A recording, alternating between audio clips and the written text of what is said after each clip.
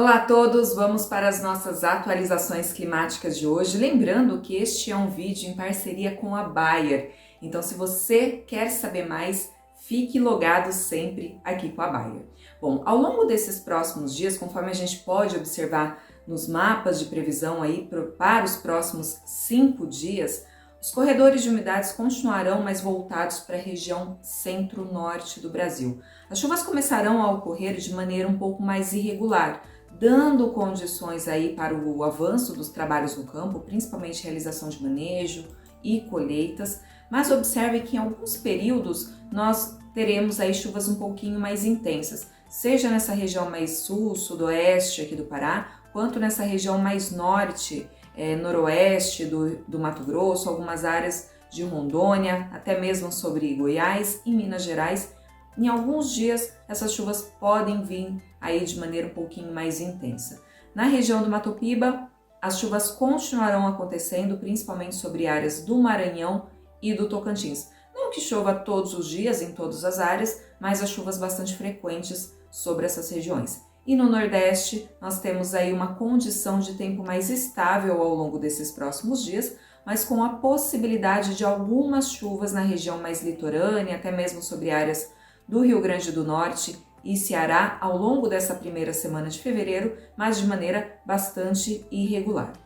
Já em São Paulo e em Minas Gerais, a partir do próximo final de semana, com esses corredores de umidade mais voltados para a região sudeste, região central do Brasil, a tendência é de que as chuvas continuem acontecendo na forma de pancadas, sim, tá? Então todos os dias com calor e umidade, essas pancadas de chuvas ocorrem principalmente durante o período da tarde e noite e muitas vezes poderão sim vir acompanhadas de ventos fortes, tempestades pontuais e até mesmo queda de granizo, tá? Então é um ponto aí para que todos os produtores, principalmente na região ali de Cafeeira, né, entre São Paulo e Minas, fiquem bastante atentos. Então, de maneira geral, essa primeira semana de fevereiro será marcada por chuvas em grande parte da região centro-norte do Brasil.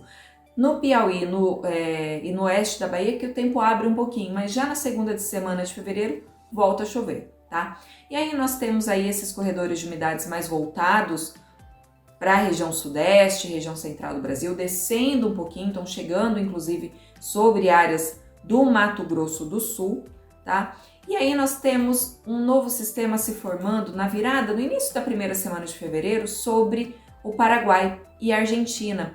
Só um parênteses, pessoal, a Argentina vem sim com um tempo mais seco, sem chuvas há alguns dias e com temperaturas extremamente elevadas. Então, muitas áreas aí podem sim sentir os efeitos dessas chuvas mais irregulares e temperaturas altas, mas muito difícil falar já em algum problema mais sério lá para eles, tá? Então a gente tem que ir acompanhando ao longo dessas próximas semanas e verificar se realmente essas chuvas previstas para a primeira, segunda semana ali de fevereiro vão se confirmar por lá, ok? Mas voltando aqui para o Brasil, esse sistema que se forma sobre o Paraguai, ele vai avançar pelo Mato Grosso do Sul, então levando chuvas boas por lá, principalmente no início da segunda semana de fevereiro, tá? Dando boas condições ao desenvolvimento ali da soja, também dos canaviais da região. Então é um sistema que vai avançando e deve provocar algumas chuvas também no oeste do Paraná, norte do Paraná, áreas de Santa Catarina, mesmo que de maneira irregular. E aí a gente tem 2 pontos, tá? Hoje, o modelo europeu ele mostra esse sistema se deslocando mais via Mato Grosso do Sul. Com isso, não teríamos tantas chuvas sobre áreas do Rio Grande do Sul. Porém, o modelo europeu, que muitas vezes acaba acertando até um pouquinho melhor sobre áreas do Rio Grande do Sul, mostra chuvas ali entre o dia 9 e dia 10.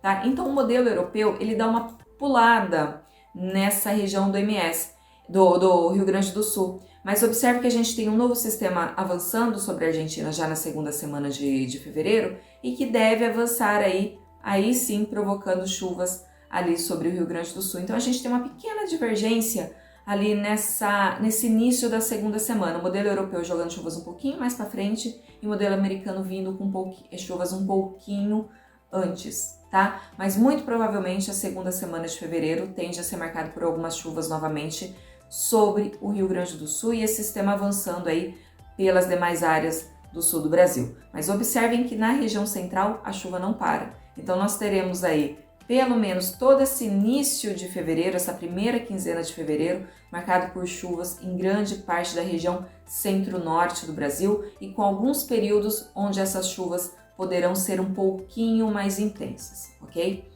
Em relação às temperaturas, a gente tem uma tendência aí de temperaturas altas ao longo desses próximos dias, como eu mencionei lá na Argentina, Paraguai e partes do MS, Rio Grande do Sul e toda essa faixa mais oeste de São Paulo, oeste do Paraná.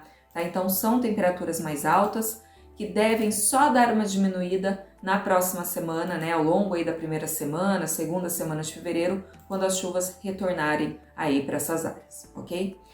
Pessoal, nós ainda... E por que tudo isso? Porque essas chuvas estão irregulares no sul, né? Nós estamos com uma condição de Atlântico muito fria nessa porção mais sul, tá? Então esse Atlântico Sul mais frio. E com isso as chuvas ficam muito irregulares sobre a região sul, Paraguai. As frentes frias avançam, mas não com muita qualidade, né? Elas se perdem, elas se espalham um pouco com essa tendência de água mais frias, né? Ela faz com que as frentes frias, quando elas não avançam com tanta qualidade e provocando chuvas abrangentes sobre essas áreas, tá? Então é um ponto aí de atenção e acabam ficando mais concentradas essas chuvas sobre a região mais centro-norte, devido a essa condição de Atlântico mais aquecido.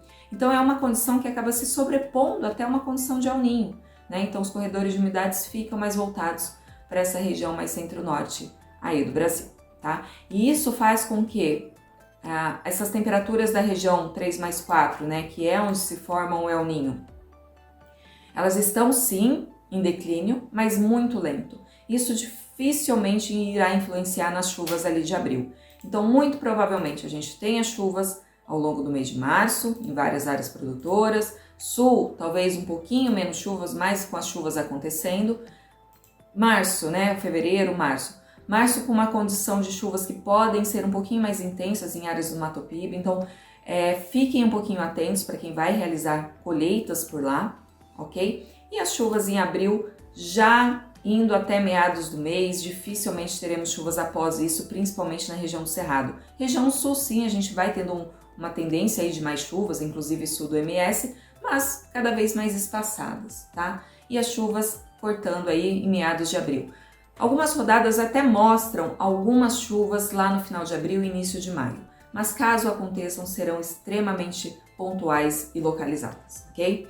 Bom, pessoal, então lembrando que este é um vídeo em parceria com a Bayer e se você quer saber mais, nós gravamos áudios diários específicos para cada região do Brasil.